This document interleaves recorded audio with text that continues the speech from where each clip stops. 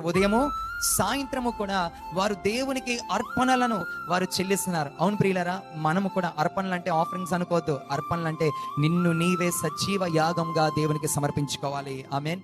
ఈరోజు ప్రియులరా, దేవునికి ఇచ్చి నష్టపోయిన వారు ఎవ్వరూ లేనే లేరు. ప్రియమైన దేవుని బిడ్డ, నిన్ను నీవే బలిగా దేవునికి సమర్పించుకున్నప్పుడు, అర్పణగా దేవునికి నువ్వు ఇచ్చినప్పుడు, నీ పిల్లల్ని దేవునికి అర్పణగా ఇచ్చినప్పుడు, నా దేవుడు నీ జీవితంలో ఓటమిని చూడకుండా గెలుపులో దేవుడు నిన్ను ఊరేగింపజేస్తాడు. ప్రైజ్ ది లార్డ్, హల్లెలూయా.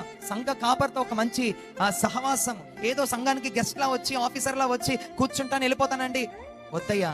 దేవుని మందిరము, దేవుని సన్నిధి ఎలాంటిదంటే నిన్ను పరలోక రాజ్యానికి చేర్చేది. ఆమేన్, హల్లెలూయా. దేవుని మందిరం అంట మెయిన్ గేట్ టు హెవెన్ అంట. అందుకనే బేతేల్ అని పెట్టాడు యాకోబు.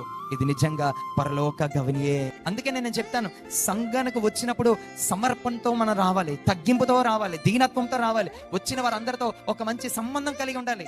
సమర్పణతో కూడిన జీవితం మనకు